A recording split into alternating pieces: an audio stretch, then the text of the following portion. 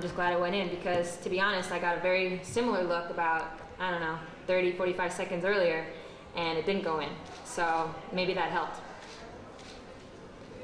You know, so you say that, but still, I mean, it's a huge moment. Do you, at this point in your career, you've talked about the game has slowed down for you. You see things so well. Was that a case at the end there that you could see it that way?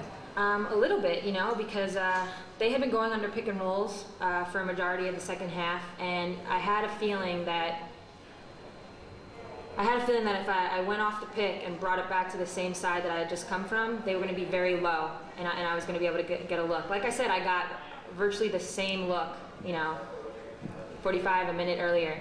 So I kind of had an idea that I was going to get it, and it just played out well. And then, you know, once you're in your shooting form, nothing else to think about but trying to knock it in. Scott Stanchak, WNBA.com. Lauren, can you talk about Atlanta they're known for rebounding and their defense, and you guys out-rebounded them today. Can you talk about how huge that was? Well, that is huge. I didn't know that. But Me neither. yeah, look, they're a great team offensively and defensively, and I think rebounding, you know, every game they've kind of hurt us.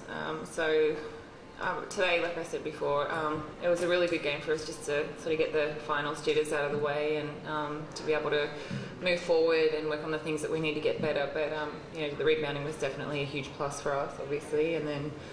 But I know that we're all not going to sit back and rest on that. We know that they're going to come out after us on Tuesday. Guys, Chris Francis from Cairo here in Seattle. Talk about the pace of the game a little bit. It's still in the 70s, but they did run you up and down and turned you over more than you want, I'm sure. Yeah, that's something that we're going to have to definitely go back and look at. You know, against this team, they led the league in creating turnovers, so you know we know that. Doesn't always mean it's going to be easy, but we do know that they like to do that, and not just that, they like to take it and ram it down your throat. And we saw that early, and we saw it often. And I think every time we were able to establish ourselves and get a lead, we'd have a couple turnovers, and they just went out and ran, and they got easy points that way. And anytime, you know, early on they weren't hitting their shots.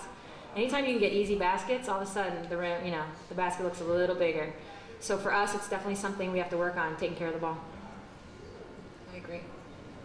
So did you have to convince Brian to give you the ball in your hands that last? No, actually, It was completely the opposite. well, the last game against Phoenix, T had the ball and was the one creating, and then looking for Lauren or I, you know, afterwards. So he kind of had me taking the ball up the court, running the pick and roll, and I said, why don't you give it to T and we'll do the same thing? And he was like, no, you have the ball. And I was like, okay.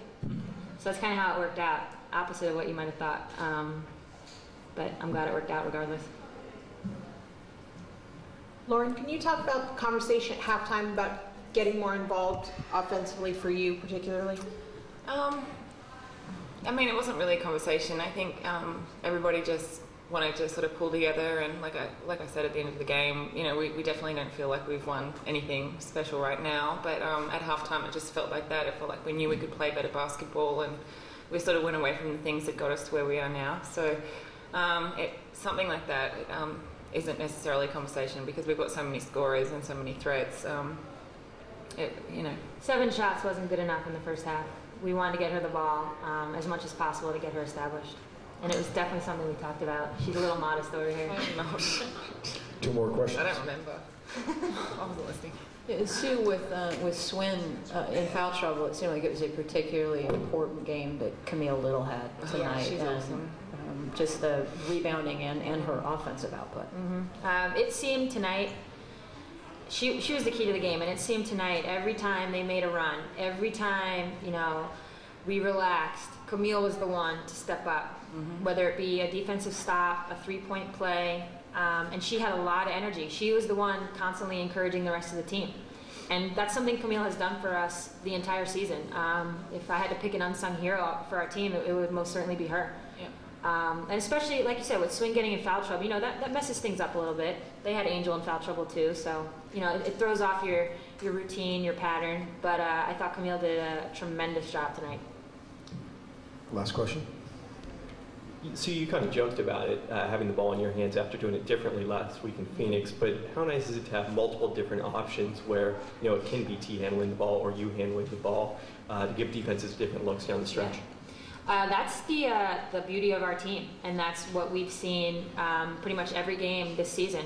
Anytime we've been in critical situations, Lawrence hit big shots, Swins hit big shots, T's hit big shots, Camille, myself. I mean, it goes on and on. Leco, Svet, everybody has been in those situations, and it is nice to have that. And I think even better, it's nice to have 5 players on the court who are more than willing to take those shots or make the play. And when you have that, it's dangerous. It's hard to guard.